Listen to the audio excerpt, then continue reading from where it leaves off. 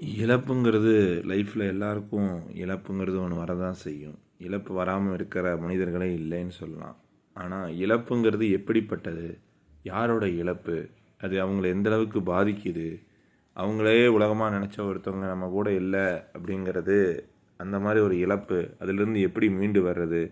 அப்படிங்கிற பல கேள்விகள் நம்ம மனசில் ஓடிக்கிட்டு தான் இருக்கும். ஒரு பெத்த தாயோட இழப்புங்கிறது ஈடு செய்ய முடியாத ஒரு விஷயமாக நான் பார்க்குறேன். சமீபத்தில் அது எனக்கும் நடந்துச்சு. ஒரு 4 மாதத்துக்கு முன்னாடி எங்கள் அம்மா முடியாமல் இருந்து மஞ்சக்காமலை வந்து கஷ்டப்பட்டு இறந்தாங்க. எனக்கு இன்னும் கல்யாணம் ஆகலை, எனக்கு இன்னும் ஒரு சரியான வேலை இல்லை. எங்கள் அம்மாவை தாண்டி நான் எதுவுமே யோசிக்கல. எங்கள் அம்மா தான் என்னோடய பலம், எங்கள் அம்மா தான் என்னோடய பலவீனம்னு நான் சொல்லுவேன்.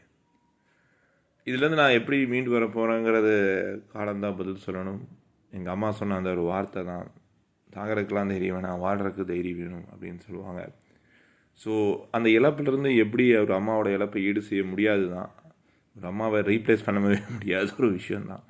அதுலேருந்து எப்படி மீண்டு வந்து அந்த ஒரு விஷயம் அம்மா ஆசைப்பட்டபடி வாழ்கிறது, அந்த ஆத்மாவுக்கு சந்தோஷம் கொடுக்குறது எப்படிங்கிறத யோசிக்க ஆரம்பித்து எப்படி மீண்டு வர்றதுங்கிறது தெரியாமல் தான் தவிச்சுக்கிட்டு இருக்கேன். ஸோ அம்மா அப்படிங்கிறவங்க இருக்கிற வரைக்கும் அவங்கள சந்தோஷமாக பார்த்துக்கோங்க. அம்மா தான் உலகம், அம்மா தான் எல்லாம்.